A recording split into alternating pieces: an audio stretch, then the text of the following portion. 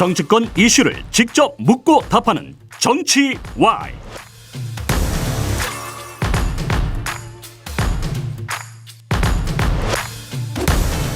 네, 오늘 단행된 방송통신위원장 인사, 그리고 김기현 대표와 인요한 혁신위원장의 만남, 또 정치권 현안들 이현주 전 국민의힘 의원과 얘기 나눠보겠습니다. 어서 오십시오. 네, 안녕하세요. 빗길이어서 네. 오는 길 힘들지 않으셨습니까? 아, 네. 막 급하게 오느라고 택시를 탔는데 그 차가 너무 막혀가지고요. 예. 멀미 날 것 같아요. 요 시간대, 퇴근 시간대 특히 교통 정체가 심해서. 네, 그러니까요. 네.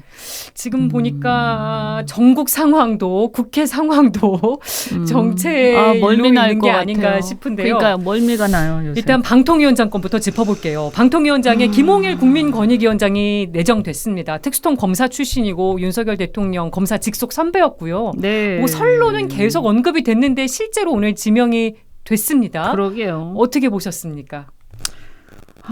그러니까 이해가 안 돼요. 이해가 안 돼요.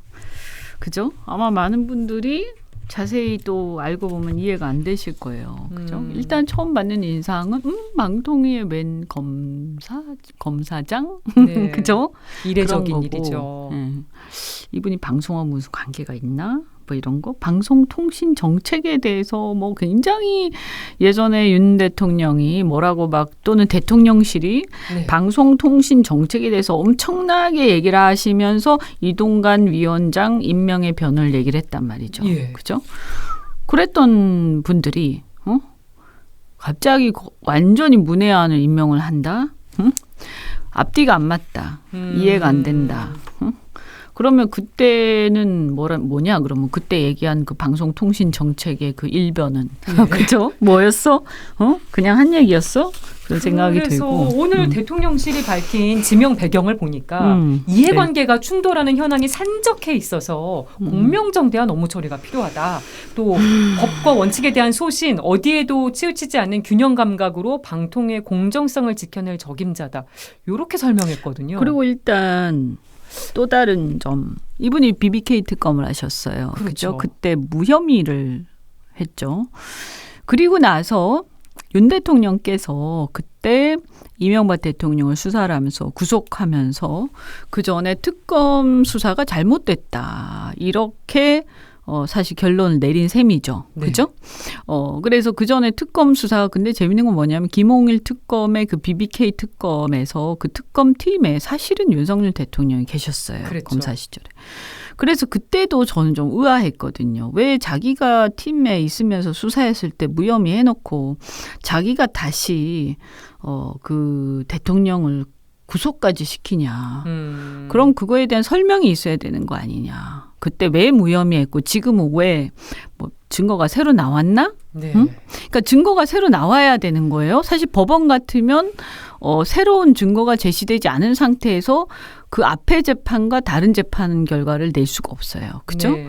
제가 뭐 이명박 대통령 개인에 대한 호불호를 떠나서 그렇다는 거예요. 그래서 앞뒤가 안 맞았고 그때도 문제가 많았지만 워낙 분위기가 두 대통령 구속하고 막 그런 것이 정의로운 분위기였기 때문에 그냥 예. 흘러갔는데 그렇다면 그 얘기는 그 전에 특검을 했던 김홍일 검사의 특검이 잘못됐다라는 얘기 아니겠어요? 그러면 그것은 매우 심각한 거거든요. 특검식이나 했는데 네. 세상에 무혐의로 솜방망이로 끝내고 근데 나중에 알고 보니까 이게 혐의가 밝혀져서 구속까지 됐다. 네. 그러면 이분은요 검사로서 끝난 거예요. 근데 이분을 권익위원장을 또 시켰어요. 예. 그것도 이상한 거죠. 왜냐하면 그 사람에 대한 평가가 나왔는데 공명정대는커녕 아주 그냥 다 봐주기 수사 특검을 한 거 아니에요? 예. 그랬는데 그럼 그분에 대한 그 평가를 누가 한 셈이냐? 윤석열 대통령이 한 셈이란 말이에요. 그래놓고 또 다시 이분을 권익위원장을 시켰어. 그것도 이상인데 다시 방통위원장 시키면서 변이 뭐냐? 임명의 변이? 공명정대하다는 거예요. 예. 도대체 어떤 말 하나도 이해가 가는 게 없어요. 아니 그렇잖아. 또 기관장이 또 검사 출신이냐. 방송이나 통신 관련 경험도 전혀 없다. 또 방금 말씀해 주신 BBK 건까지. 이런 여러 가지 비판을 받을 걸 대통령실이 모르지 않았을 것 같거든요. 이제 그런데도 강행한 왜 배경. 그랬을까? 네. 그러면 굳이 이해를 해주려면 네. 할 사람이 없었나? 뭐 인력난을 겪었다는 얘기도 들리긴 했습니다. 그 왜 그러냐? 제 짐작이에요. 지금 YTN 매각건이 걸려 있잖아요. 그렇죠. 이동관 위원장이 이걸 처리를 지연한 것처럼 보여요. 잘 빨리빨리 처리 안 한 것처럼 보여요. 왜 그랬을까? 이동관처럼 그렇게 색깔이 분명한 분이. 이분도 MB 때 참 고생을 하셨어요. 그죠? 예. 여러 가지 뭐 어쨌든 블랙리스트 이런 건으로 조사도 많이 수사도 많이 받고 예. 그런 경험들도 있고 그렇기 때문에 이 YTN 매각건이 자칫 잘못하면 문제가 된다라는 걸 직감을 하셨겠죠. 제가 볼 때는 지금 현재 방통위에 임명이 안 돼 있는 상태잖아요. 그래서 5명 중에 위원장까지 포함해서 2명이 있는 거죠. 맞아요. 그 2명 가지고 이런 중차대한 문제를 처리를 한다. 날치기로. 그랬을 경우에 이것은 이제 매우 심각한 거죠. 직권남용이 당연히 될 수 있는 거예요. 나중에 법적 소지가 생길 수 있다고 우려를 그럼요. 했을 것이다. 이런 비슷한 거 기억나실 거예요. 문재인 정권 때요. 그러니까 정권을 바뀌어도 항상 똑같아 우리나라는. 그래서 문재인 정권 때 탈원전 한다고 막 하면서 탈원전의 찬반을 떠나서 갑자기 그 원전을 셧다운한다 이래가지고 막 이사회를 갑자기 열어가지고 막 이렇게 굉장히 급하게 가동 중단한 적이 있죠. 그 이사회가 다 지금 수사 대상이 되었고 지금 문제가 되고 있거든요. 요건도 비슷하게 흘러갈 수 있었을 저는 뭐 것이다. 그렇게 될 가능성이 굉장히 많기 때문에 이동관 위원장이 쉽게 처리를 안 하고 시간을 좀 벌면서 야당과 그래도 최소한의 어떤 타협을 해보려고 했을 것이다. 예. 그런 상황에서 일단 이제 물러났잖아요. 왜 물러났는지도 좀 이상한데 어떻든 간에 그러면 이걸 처리해야 되는 거예요. 오자마자. 새로운 방통위원장은. 예. 그럼 뭐냐? 자기가 직권남용으로 나중에 이 정권이 끝난 후에 문제가 될 가능성이 농후한 상태라서 그 방송계에 그래도 이것은 어떤 좌우나 진영을 떠나서 자기가 나중에 수사 대상이 될 게 뻔한 사건에 끼고 싶은 사람이 누가 있겠습니까? 그러면 검사들은 보통 문제가 돼도 수사를 안 받고 처벌을 안 받는 경우가 많지 않습니까? 그죠? 왜냐하면 항상 남을 처벌하는 입장에만 있으니까 검사도 처벌이 되지만 실은 그러나 봐주는 경우도 많았다고 국민들도 알고 있고 실제로 그죠? 사례도 적었고. 네. 그리고 또 스스로 그럴 수 있어요. 한 번도 처벌받은 적이 없잖아요. 남만 처벌했지. 그러니까 자기들은 처벌받지 않을 거다라고 믿을 수도 있죠. 왜냐하면 나중에 문제가 돼 있을 때 검사장, 위대한 검사장님을 수사하고 처벌해야 되잖아요. 쉽겠어요? 그래서 그것도 좀 만만치 않을 거라고 판단을 했을 것이고. 그래서 이분은 또 받아들였겠죠. 그래서 그러니까 뭐 나는 괜찮겠지. 그리고 이거에 대해서 또 문제 의식이 없으실 수도 있고 참 아이러니한 거예요. 그렇게 남한테는 가혹하면서 자기 자신한테는 다들 왜 이렇게 관대하신지.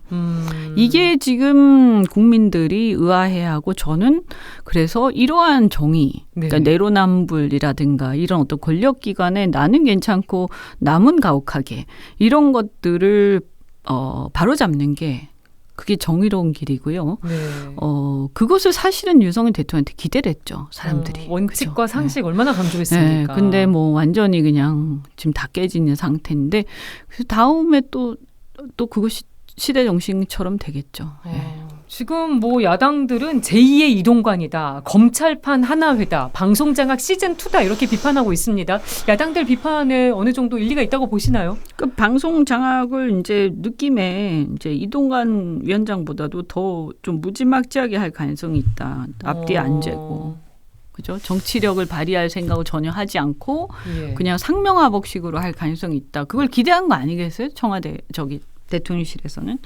근데 이제 과연 그렇게 할지는 두고 봐야 되겠지만 그것도 그렇고 그다음에 이제 지금 보면 일종의 윤석열 사단이잖아요. 그죠? 왜냐하면 그 특검 할 때부터 같이 일을 한 상황들이고 호흡을 맞춘 상태죠. 그러면 지금 보면요. 수사와 법무에 그치지 않고요. 정치. 국민의힘 여당이 국민의힘에는 지금 뭐 다 막 검찰 출신들이 다 내려와서 난리예요. 지금 특히 영남 지역에 출마하신다고 검액간이라고 부르잖아요. 우리가. 그렇죠. 또 지금 안 그래도 현재도 또 검사 출신들이 많으세요. 그래서 권력을 민주적으로 통제하는 게 아니라 권력을 굉장히 옹호하는 쪽에 앞장서고 계시고요. 경찰들도 굉장히 많죠. 네. 그다음에 행정, 또 뭐 인사 뭐 법무부로 다 갔고 예. 또 인사비서관인가 그분도 검사 출신이죠. 그죠? 그다음 금융감독원 해도 금융도 지금 심지어는 또 뭐 이렇게 되면 이제 방송까지 전 분야에 검찰 세력이 윤석열 사단이 포진하고 있다고 봐야죠. 그러니까 이제 지금 하나의 얘기가 나올 수밖에 없죠. 그것과 연관이 있는 건지 오늘 대통령실이 뭐 밝힌 내용이나 또 기사 나온 걸 보면 이 김홍일 위원장의 좀 인생 스토리에 대한 기사가 많이 나왔습니다. 네. 뭐 관심이 그렇게 있는지 잘 모르겠는데요. 가장 출신이다, 뭐 드라마틱한 인생사다, 뭐 이런 기사가 많이 나왔거든요. 어떻게 보세요? 아니 지금 뭐 국민들이 방통위원장의 인생 스토리 관심이 있습니까? 저는 뭐 그럴 것 같지 않은데 그러니까 참 지금 언론의 지금 환경도 문제다. 아니 이제 독자들이 관심 있는 거를 보도를 해야 마땅할 텐데 독자들이 관심 있는 건 뭐냐? 이분이 왜 그때 BBK를 무혐의 했을까? 그리고 윤 대통령 왜 이런 모순된 상황들에도 불구하고 이분은 그냥 임명 강행했을까? 이동관 위원장은 왜 그것을 빨리 처리를 못했을까? 뭐 이런 거 아니겠어요? 그게 그죠? 본질인데. 네, 그리고 YTN은 어떻게 되는 걸까? 이게 문제가 나중에 안 될까? 뭐 이런 거잖아요. 네. 그리고 우리 역사에서 자꾸 문제되는 거 보고 싶지 않고 그러니까 좀 잘해라 뭐 이런 건데 그런데 왜 뭐 갑자기 뭐 김홍일 위원장이 뭐 인생 스토리가 없어서 국민들이 문제 제기하는 거 아니지 않습니까? 예. 네, 뭐 이분이 아무리 훌륭한들 이런 거죠. 제가 한동훈 그 장관에 대해서도 비판하는 게 저 한동훈 장관 개인적으로 잘 모르고 사실 큰 관심도 없고 그 사람이 아무리 훌륭하고 정말 그런 사람이라 하더라도 지금 우리 역사의 흐름 속에서 시대의 정신상 그건 아닌 것 같다. 저는 우리가 민주주의를 회복하는 것이 시대의 정신 중에 하나다라고 봐요. 네. 우리 뭐 서울의 봄도 지금 굉장히 인기가 많지만 그렇죠. 그런 상황에서 지금 다시 또 검찰, 네, 다시 또 신공안 시대, 검찰, 경찰, 특히 특수부, 그다음에 경찰의 보안 출신, 네. 정보 출신, 그죠? 정보 출신. 이거는 이제 이런 거예요. 정보를 가지고 수사 자료를 수집하는 거죠. 수사 네. 정보를 수집한다는 것은 수사 정보를 다 수집해서 캐비넷에 넣어놨다가 정치적으로 어떤 그것을 이용할 가능성이 굉장히 많고 또 실제로 그런 일들을 해왔던 사람들이잖아요. 예. 그러니까 이거는 정치가 굉장히 그 황폐화되고 활극이 벌어질 수밖에 없는 거예요. 평생을 그렇게 살아오신 분들이. 근데 그분들이 네. 그 분야에서 열심히 종사하시는 건 좋아요. 네. 국가에도 그런 역할이 필요하니까. 그죠? 우리가 음지에서도 일하는 사람들도 있고 또 남의 정보를 수집해서 또 뭔가 할 일이 또 있을 때도 네. 있잖아요. 정보원도 마찬가지고. 예.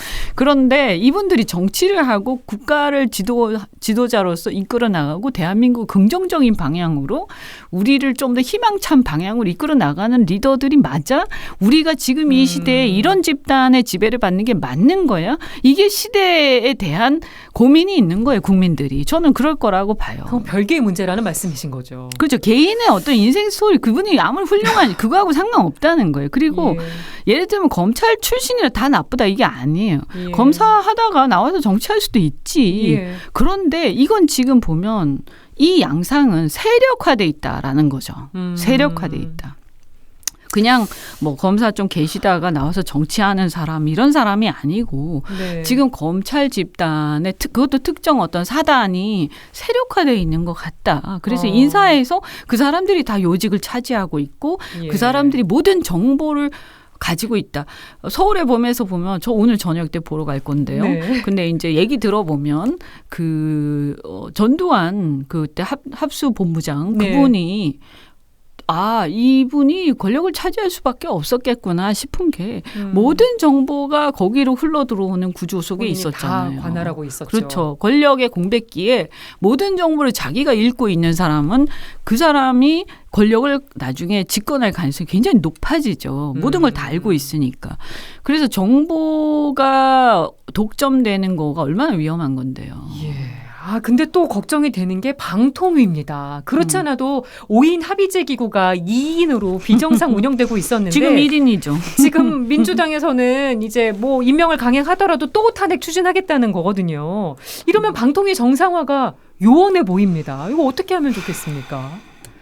이게 방통위 지금 현안도 많거든요. 사실은 지상파 제어권도 있고. 제가 이 얘기를 해서 그렇지만 뭐 이분도 12.12 사태 주역이긴 했습니다만 노태우 대통령 같은 경우는 여소야대 국면에서 물태우라는 얘기를 들을 정도로 타협을 하면서 정치를 하셨어요. 예. 그때 만약에 이분마저도 전두환처럼 했다면 그냥 완전히 뭐 나락으로 갔겠죠, 국가가. 근데 다행히 이분은 어쨌든 이 민주화되는 그 시기, 과도기적 시기에서 본인의 역사적 위치를 잘 이해하고 계셨던 것 같아요. 근데 이제 지금 상황에서 이 지도자는 역사를 통찰할 줄 알아야 되는 게 지금 대한민국이 가야 할 길이 지금 이 길이 맞냐는 거예요. 근데 이렇게 계속 방통위를 가지고 싸우기 시작하면, 그죠? 네. 그래서 대통령께서 그 인식이 분명히 역사의식이 있었다면 이번 방통위는 이동관보다도 훨씬 더 마일드한 사람을 임명을 하고 선거 총선 때까지 그래도 비교적 뭐 어느 정도 치우치고 할 수 없지만 비교적 눈에 띄게 그런 분란을 일으키지 않는 사람이 하는 게 네. 나라를 위해서도 바람직하고 오히려 또 그래야 저는 선거에서 더 유리할 거라고 봐요. 근데 오히려 반대로 된 상황. 네. 우리 국민들이요 너무 억압하고 너무 힘을 휘두르면요 거기에 대한 반감이 커가지고 심판하려는 욕구가 더 일어나요.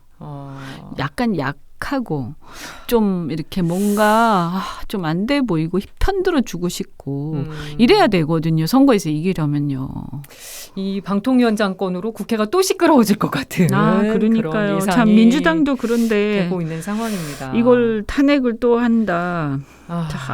뭐 근데 이런 너무 의도가 보이는 임명을 해버리니까 네. 민주당도 이제 극단적으로 갈 수밖에 없는 내부적 그런 분위기는 안 있겠나. 그러면 이게 서로가 똑같은 거거든요.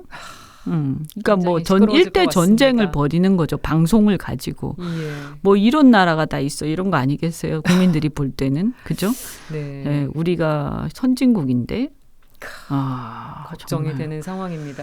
저희가 김기현 대표와 인요한 혁신위원장 오늘 오후 5시에 회동한 얘기도 해보려고 했는데 지금 시간이 한 30초 정도 애매하게 남아서 얘기하다가 유튜브로 넘어가야 될 것 같습니다. 일단 오늘 회동이 30분도 안 돼서 빨리 끝난 거 총평 한 말씀 해주시고 유튜브 넘어갈게요. 어떻게 보세요?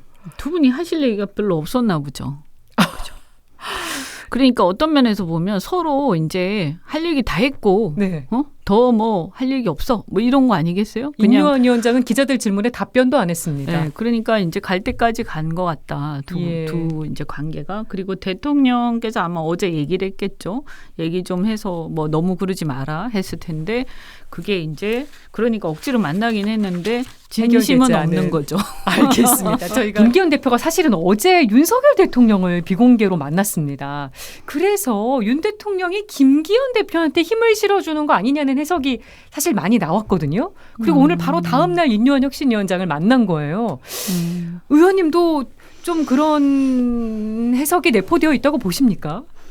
힘을 실어준다기보다도 지금까지의 양상을 보면 어쨌든 혁신위원장, 인요한 혁신위원장이 대통령의 어떤 의중을 반영을 해서 기존의 어떤 당내의 영남의 이제 기득권 세력을 치려고 했었고, 그랬는데 친다기보다는 어쨌든 양보를 얻어내려고 했었고, 희생을 하라고 했었죠. 그랬는데 이분들이 버티기 들어가서 버티기에다가 저항하고 큰 소리 막 치니까 근데 만만치 않은 상황이 돼서. 그래서 사실상 지금 물러선 상태 이렇게 객관적으로 보이죠, 그렇죠? 그러면 대통령께서 패배한 거죠. 그렇게 보세요. 네, 패배를 했는데 그럼 어떻게 했어요? 근데 사실은 패배할 수밖에 없죠. 윤 대통령은 기반이 없으세요, 정치적 기반이. 그럼 어제 김기현 대표와의 만남은 어떤 의미로 해석을 해야 될까요? 그러니까 이제 뭐 일단 패배라기보다 이제 물러서신 거네 대통령께서. 왜냐 예. 깜짝 놀라서 희생하고 이럴 줄 알았는데 이 사람들이 과거에 명도 안 줄 했어요. 서던 그 사람들이 아니네 이런 거잖아요. 예. 왜냐하면 이분들이 지역 기반은 이분들이 갖고 있지 대통령께서 갖고 있는 게 아니거든요. 예. 그죠? 그러니까 이분들은 우리가 어떻게 당신을 만들었고 어떻게 도왔는데 지금 와서 이러는 거냐 이런 반감이 생기지 않겠어요? 우리를 토사구팽하는 거야? 우리까지? 뭐 이런 거 있지 않겠어요? 그러니까 굉장히 이제 관계가 좀 소원해졌겠죠. 예, 네. 약간 뭐 이렇게 뭐가 맺힌 게, 그러니까 꽁한 게 있을 수도 있고 예. 이런 상황이 이제 지속되면 대통령은 굉장히 어려워지거든요. 그죠? 근데 이제 대통령은 아마 그럼에도 불구하고 자기 사람을 심어야 되잖아요. 검핵관, 윤핵관, 용핵관들을. 예. 그러니까 이분들이 하여튼 물러나셔야 되는 거예요. 근데 이게 보통은요, 정치를 오래 했고 동지적 관계면 물러나죠. 네. 왜냐하면 그 사람의 성공이 나의 성공이니까. 그죠? 근데 한 명도 안 물러났어요. 근데 왜냐하면 동지적 관계 아니잖아요. 이해관계에 기반한 동업자 관계잖아요. 그러니까 주고받아야 되는 거죠. 네. 그러니까 그들이 밀어서 만들어줬는데 우리한테 뭐 해준 것도 없이 물러나라? 그러면 뭐야 우리는? 뭐 이렇게 되는 거죠. 그리고 사실은 동업자 관계인데 실질적인 내용을 보면 대통령보다 그들이 더 강하죠. 왜냐하면 대통령이 힘은 세지만 기반이 없으시잖아요. 네. 정치에 기반이 없어요. 그리고 실제 올라올 때 이분들이 절대적 영향력을 발휘를 했죠. 이분들 없었으면 대통령 후보 됐겠어요? 그런 면도 있었죠. 네. 예. 그래서 정치라는 거는 지지 기반이 없이 막 어떻게 할 수가 없어요. 이건 이제 허공에 뜬 그런 거랑 비슷하거든요. 네. 지금 대통령 상황이 그런 거죠. 그래서 이분들이 그래? 뭐 이제 장제원 의원이 그런 태도를 보였잖아요. 예. 웃기고 있네 뭐 이런 거 아닙니까? 어떻게 보면. 세력 과시도 네, 하고. 네. 그래서 이분들이 돌아서면 큰일 나는 거죠. 그래서 어쨌든 일단 봉합해야 되는 그런 게 있었을 거예요. 그래서 일단 봉합한 거죠. 그래서 지도부를 먼저 비공개로 만났고. 네, 그래서 뭐 달래는 모습 내지는 뭐 어쨌든 이렇게 화합하는 모습 보이려고 했겠죠. 예. 네. 그러면 지도부와 혁신위의 신경전은 어떻게 결말이 날 걸로 보세요? 내일 사실 최고위와 혁신위가 같이 열리거든요. 같은 날에. 저도 잘 모르겠는데 대통령께서 자기 사람을 심으려고 하는, 그리고 기존의 어떤 그동안 수고했던 그 윤핵관들을 어쨌든 토사구팽해야 되는 거 아닙니까? 그죠? 네. 그래서 이분은 항상 자기가 이렇게 뭐라고 얘기하면서, 검찰이라는 게 그렇잖아요. 뭘 얘기를 하면 그냥 일사불란하게 상명하복으로 돌아가잖아요. 근데 정치권은 그렇지 않은 않죠. 거죠. 근데 이제 그 상명하복이 몸에 배이셨잖아요. 네. 그래서 놀랬을 거예요. 지금 아마 굉장히 당황하고 있을 거고, 제 느낌에는. 그래서 근데 이게 해법이 없는 거예요. 해법이. 혁신이 실패는 여당한테 되게 부담이 될 수 있습니다. 네. 그래서 쉽지 않을 겁니다. 근데 제가 볼 때, 왜냐하면 이 지도부의 문제는, 거치의 문제는요, 지도부 혼자의 문제가 아니에요. 의원들, 기득권을 가진 현역 의원들하고 다 연결돼 있어요. 그렇죠. 그분들이 보험 든 거 아니에요. 전당대회 때. 그 보험을 들기 위해서 대통령이 점지를 일단 하셨지만, 실은 이제 뽑는 건 의원들이 뽑은 거잖아요. 근데 의원들이, 대통령이 이렇게 미니까 여길 밀면 되겠구나. 그럼 네. 내가 저 사람을 만들면 내가 보험을 드는 셈이 되겠구나. 공천과 관련해서. 예. 이 생각하고 막 열심히 밀었죠. 돈도 됐을 거고. 그죠? 예. 그랬는데 갑자기 뭐 이 사람을 날린다? 그럼 희생하라고 의원들도 하고. 그 사람한테 투자하는 의원들이 가만히 있겠어요? 그죠? 지도부만의 네. 문제가 아니고 더 크게 파장을 저는 일으킬 그럴 수 있는 거라고 부분이고. 보죠. 그분들이 김기현 대표가 신망을 얻거나 존경을 받거나 이런 문제가 아니에요. 이해관계로 뭉친 거죠, 지금. 그런 부분을 우려를 한 건지 오늘 이 김기현 대표와 인요한 위원장 회동에서 김기현 대표가 이런 말을 이제 아마 한 것으로 전해집니다. 이양수 원내 수석 부대표도 또 이런 방안도 제안을 했는데 혁신위의 안들이 많이 받아들여지지 않았다 보니 혁신위 안 중에서 몇 가지를 총선 기획단에 반영을 해서 당의 개혁에 반영하는 걸로 하면 어떻겠느냐. 이양수 원내수석 부대표는 이런 방안도 제시를 했거든요. 어떻게 생각하세요? 이건 현실성이 있다고 일단 보시나요? 뭐 싸움을 늦추자 이런 얘기죠. 지금 결론 안 나니까. 그리고 일단 혁신위는 물리자 이런 거죠. 그러니까 그렇게 되면 이제 사실 흐지부지 되는 거죠. 왜냐하면 이거는 혁신위가 낸 안인데 이거를 총선 기획단으로 넘기면 그들이 만든 안이 아니잖아요. 그러니까 그냥 형해야 될 가능성이 많죠. 그런 식으로 늦추는 방식으로. 그러니까 이제 말하자면 싸우기 싫고 그런 게 불편하니까 좀 미루자 이런 거잖아요. 네. 오늘 결정하지 말자 이런 거. 보통 계속 미루면 결정을 계속 미루는 거는 흐지부지 되는 경우가 많죠. 그러면 비대위 전환 가능성은 높지 않다고 보시나요? 현재로선? 비대위 전환을 할 계기가 안 생기는 거죠. 혁신위가 뭐 조기 해체를 하면서 비대위 카드를 던질 수도 있다는 얘기도 나왔는데. 혁신위가 물러나라고 했는데 지도부가 안 물러나잖아요. 지도부가 물러나야 비대위가 가는 거 아닌가요? 그렇죠. 그러려면 예전에 이준석 대표 쫓아낼 때 어떻게 했더라? 그때 4명인가 사표 냈죠. 네, 그런 식으로 4명이 사표 내면 김기현 대표 쫓겨나겠죠. 아니면 뭐 캐비넷 열어가지고 김기현 대표 무슨 비리가 있으면 그럴 수도 있고 이게 정상적인 건 아니에요. 그거 다 사실은 법 위반이고 문제돼요. 나중에 대통령이 그렇게 하시면. 하지만 뭐 워낙 그 검찰 시대에 우리가 지금 살고 있다 보니까 캐비넷 열고 이런 걸 막 얘기하잖아요. 장제원 건도 그렇고 그죠? 그래서 김기현 대표의 어떤 약점 이런 게 혹시 나올지도 모르겠다. 이거 만약에 진짜 그렇다면 참 우리가 무서운 세상에 지금 살고 있는 거고 굉장한 어떤 신공안 시대에 우리가 살고 있는 거라서 저는 굉장히 무섭다. 네. 그런데 그렇게 될 가능성도 있다. 방법은 2가지예요. 4명이 합의를 해서 내려오든가 아니면 김기현 대표를 압박해서 이런저런 뭐 여러 가지 약점을 가지고 스스로 내려오게 하든가. 네. 지금은 이제 설득해서 하는 건 실패한 상태잖아요. 그러니까 2개가 남은 거죠. 네. 상황을 봐야겠네요. 저희가 얘기 나누다 보니까 시간이 많이 갔는데 신당 얘기 짧게 해보겠습니다. 페이스북에 긴 글을 올리셨는데 제가 그중에 핵심 부분만 좀 추려서 읽어볼게요. 현재 우리 전국에는 국민의힘이든 민주당이든 제3의 길을 가는 게 맞다. 국민의힘은 보수적 가치를 상실한 채 떴다방이 되어가고 민주당은 흘러간 레코드만 돌리면서 기득권화되어가고 있다. 이도저도 아니면 제3의 길을 가는 신당이라도 제대로 생겨야 하는데 복잡한 가운데 정치 공학만 가득하다. 그야말로 춘추 전국시대다. 이런 글을 장문으로 올리셨어요. 네. 신당 필요성을 강조하시는 글로 읽히는데 송영길 전 민주당 대표가 신당 창당 가능성을 시사하면서 이준석 전 대표랑 의원님과도 연대가 가능하다고 실명을 거론했습니다. 요거 생각이 있으신지 궁금해요. 이준석 전 대표는 짝딱 잘라서 거절했거든요. 네. 아니 저는 이런 논의 자체가 마음에 안 들어요. 네. 이런 그러니까 제가 생각하는 신당, 제가 생각하는 제3의 길은 이런 게 아니에요. 그러니까 국민들이 너무 힘들고, 그죠? 그리고 정치가 지금 완전히 실종돼서 거의 개판이잖아요. 그죠? 개판이라는 표현이 그런 거 아사리판이라고 해야 되나요?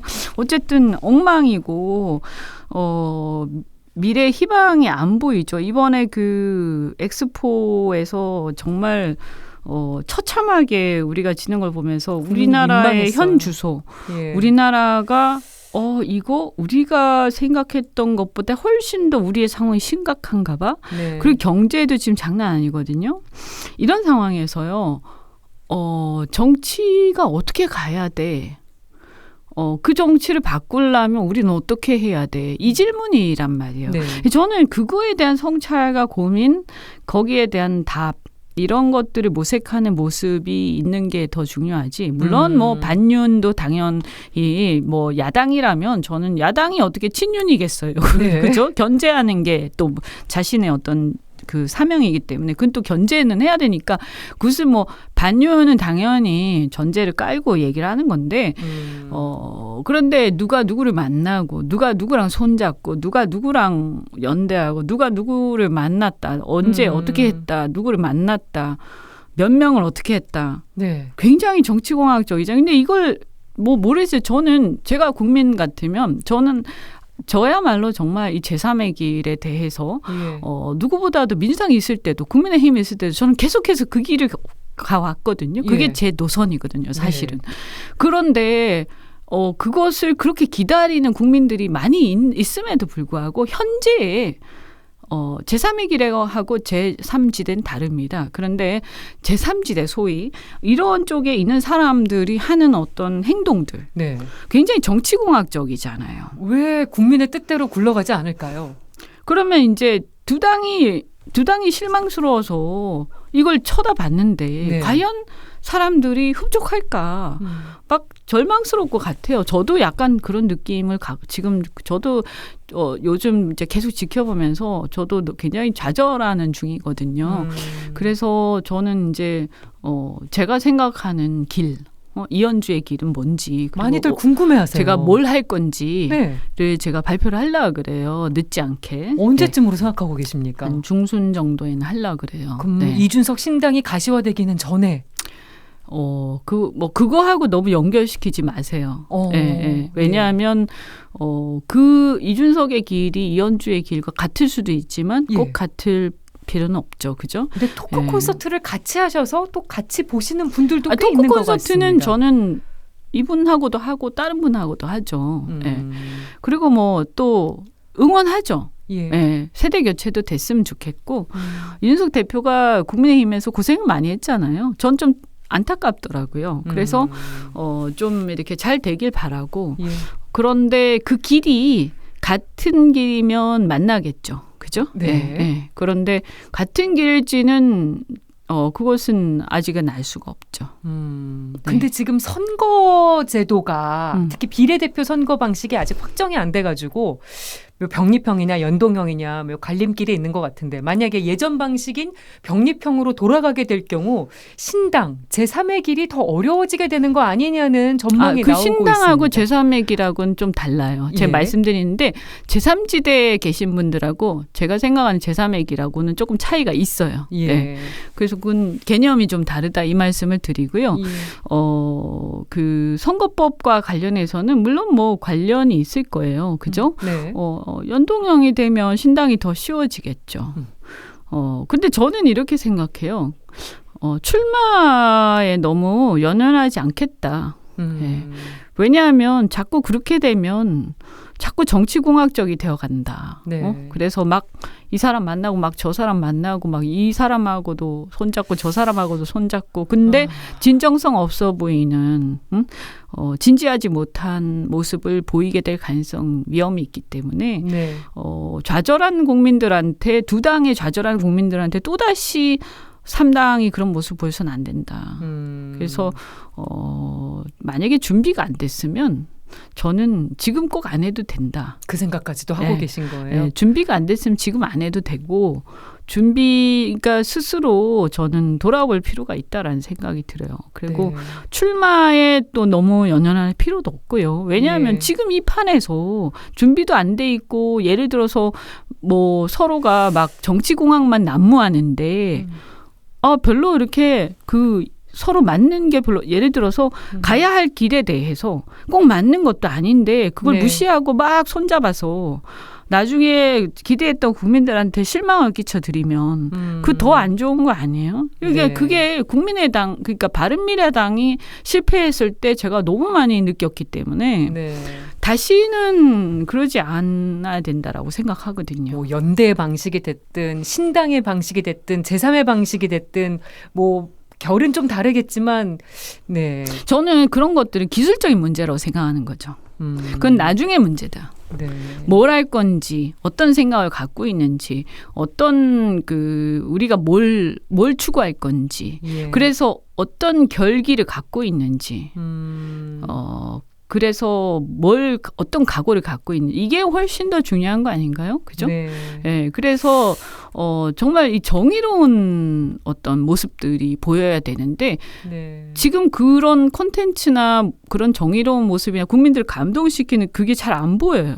근데 또 의원님의 목소리가 더 힘을 얻으려면 뭐 이 표현이 맞는지 모르겠습니다만은 약간의 연대와 세력화는 또 필요한 게 아닌가. 아, 그렇죠. 이런 질문도 또 드려보고 그래서 싶기도 제 합니다. 얘기는 뭐냐면 그건 나중에 나중 문제라는 거죠. 앞에 게 어느 정도 된 다음에 네. 그리고 그것이 국민들한테 소구가 된 다음에 그 다음에 사람도 모으고 세력화도 하고 뭐 연대도 하고 하는 거지. 사람만 막 해가지고 이 사람 저 사람 막 손잡고 나서 그런 다음에 국민들이 물어볼 거예요. 뭐 할 건데? 그죠? 근데 잠깐만 그때 생각할게. 그래서 막 서로 얘기했는데 서로 생각이 달라. 그래서 막 싸워. 순서가. 네. 보세요. 아까 반윤연대도 얘기를 했지만 저는 뭐 반윤연대라는 말은 좀 안 맞다고 생각해요. 누구를 네. 반대하는 그게 아니라 이 반윤연대라고 국민들이 생각할 때 그 안에 들어있는 내용 중에 하나는 검찰 시대를 끝내자라는 게 분명히 있을 거예요. 그죠? 네. 그것이 하나의 내용이라고 저는 생각하거든요. 그러면 그 검찰 시대 어떻게 끝낼 건데 정말 왜 끝내야 되는데 라는 거에 대해서 정말 절절하게 네. 공감을 먼저 해서 동지적 관계가 형성된 다음에 예. 그런 다음에 이 사람도 만나고 저 사람도 만나는 게 맞다는 거예요. 그거 하나를 가지고 얘기를 하더라도.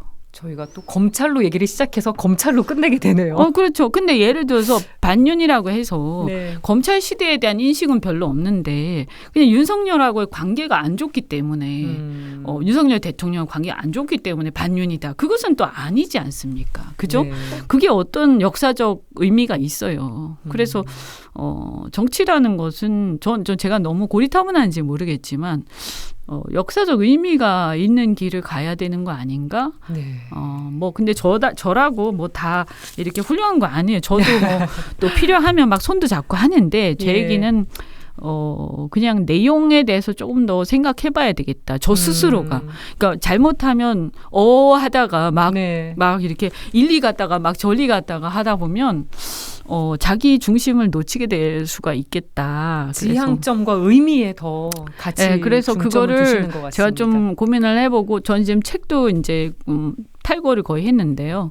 좀 늦었지만 12월 말 정도에 출간하시는군요. 예, 그러려고 하고 거기에 그런 내용들도 좀 있을 거고 예. 제가 이렇게 사람들한테 그런 얘기를 계속 밝혀 나가려고 그래요. 네, 알겠습니다. 뭐 이번에 호응을 얻으면 좋겠지만 그런데 어쨌든 간에 그 길이 중요하다 이렇게 생각합니다.